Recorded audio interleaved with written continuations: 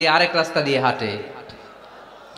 আবার আল্লাহ রাসূল সাল্লাল্লাহু আলাইহি ওয়াসাল্লাম বলেছেন, লা নাবিয়্যা বা'দি ওয়ালা রাসূলা, আমার পরে কোনো নবীও নাই, কোনো রাসূলও নাই, তবে লাউ কানা বা'দি নাবিয়্যুন লাকানা উমর, আমার পরে যদি নবী হওয়ার যোগ্যতা কারো থাকে, আমার সাহাবী ওমরের সেই যোগ্যতা আছে। পড়েন সুবহানাল্লাহ। প্রভু তুমি বলেছো রাসূল দেবে না, বলনি দেবে না ওমর, বলনি দেবে না হামজা তারি, খালিদ বিজয় সমর।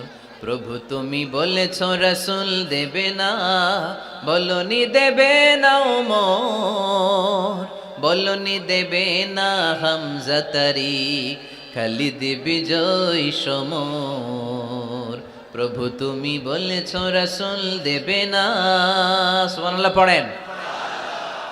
ওমরে ফারুক, ওরকম একটা ওমরের দরকার বাংলাদেশে, চিল্লায় বলেন ঠিক কিনা? ওই একটা ওমর যদি বাংলাদেশে থাকতো, টেন্ডারবাজি একদিনে বন্ধ হয়ে যেত। ওই এক ওমরে ফারুক যদি বাংলার জমিনে থাকতো, চাঁদাবাজি থাকতো না, নুসরাতের মতো কোনো মেয়েকে ধর্ষিত হওয়া লাগতো না, পেঁয়াজের দাম বাড়িয়ে সাধারণ মানুষের কষ্ট দেওয়ার সাহস কেউ করতো না, লবণের মতো নিত্য প্রয়োজনীয় জিনিসের দাম বাড়ানোর গুজব তোলার মতো সাহস কেউ পেত না। চিল্লায় বলো ঠিক কিনা? কোটি কোটি টাকার নোট ছিঁড়ে ছিঁড়ে কেউ পানির মধ্যে ফেলার সাহস তুলতো না। চিল্লায় বলো ঠিক কিনা? এক লোক তার স্ত্রীকে 100 তালাক দিল। কয় তালাক? আরো জোরে বলেন। এবার স্ত্রী এসে বিচার দিল, ওমরে ফারুক, আমার স্বামী আমার 100 তালাক দিছে। ওমরে ফারুক বললেন, ঘটনা কি? তালাক দিবে 3 তালাক, তোমার স্বামী তোমার 100 তালাক দেয় কেন? স্বামীরে ডেকে নিয়ে আস। ডেকে নিয়ে আসা হলো, জিজ্ঞেস করা হলো, কিরে কয় তালাক দিলি? কয় 100 তালাক। ওমরে ফারুক বললেন, তালাক দিবা 3টা, 100 তালাক দিলা কেন? স্বামী বলে, মেজাজ খুব গরম আছিল। মেজাজ, আমাদের মাঝে মাঝে মেজাজ গরম থাকে না? সব তালাক দিয়ে ফেলায়, তুই তালাক, তোর মাও তালাক। কত বড় ডাকাইত, বউরেও তালাক দেয়, শাশুড়িরও তালাক মারে। আছে না নাই? আলহামদুলিল্লাহ চুয়াডাঙ্গা এরকম নাই। ওমরে ফারুক বললেন, দিবা 3 তালাক, 100 তালাক দিলা কেন? সে বলে, ওমরে ফারুক মেজাজ গরম ছিল। ওমরে ফারুক বললেন, তাই মেজাজ গরম ছিল? ঠিক আছে, আমি বিচার করতেছি। 3 তালাকে তোর বউ তালাক, বাকি 97 তালাক তোর পিঠের উপরে পড়বে। এরকম বিচার যদি বাংলার জমিনে থাকতো, কেউ আর এরকম ইসলামের কোনো বিষয় নিয়ে কথা বলার, ধৃষ্টতা দেখানোর সাহস পেত? কোরআনকে গালি দেওয়ার সাহস পেত? আমার নবীর নামে কার্টুন বানানোর সাহস পেত? আমার নবীকে নিয়ে ফিল্ম বানানোর সাহস পেত? বিশ্ব নবীকে গালি দেওয়ার সাহস পেত? ইসলাম নিয়ে কটু কথা বলার সাহস পেত? আমরা সব বিষয়ে কথা শুনতে রাজি। আমার নবীরে গালি দিলে খবর আছে না নাই?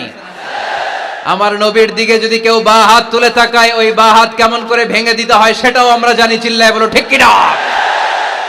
ইসলামের বিরুদ্ধে যদি কথা বলে, ওইটা আমরা সহ্য করি না। চিল্লায় বলেন ঠিক কিনা? আমার নবীরে গালি দিলে, আমার কোরআনকে গালি দিলে, আমার আল্লাহরে গালি দিলে, আমার ইসলামকে গালি দিলে আমাদের কলিজায় আগুন ধরে কি ধরে না? নবীকে গালি দিলে কলিজায় আগুন লাগে? কোরআনকে গালি দিলে কলিজায় আগুন লাগে? কার কার কলিজায় আগুন লাগে হাত তুলে আল্লাহর দেখা।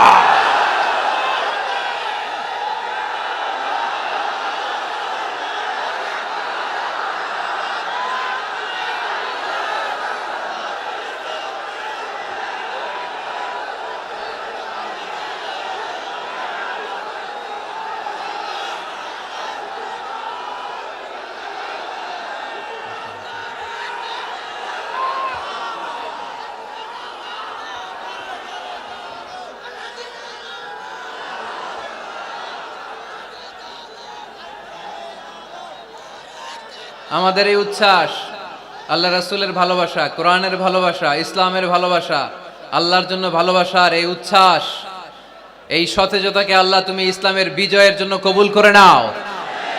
আমরা একটা ওমরের অপেক্ষায়। চিল্লায় বলেন ঠিক কিনা? ওই ওমরের মতো একটা নেতা হলে বাংলাদেশ সোজা হয়ে যাবে। চিল্লায় বলেন ঠিক কিনা? ওই ইমাম মাহাদির অপেক্ষায় আমরা আছি।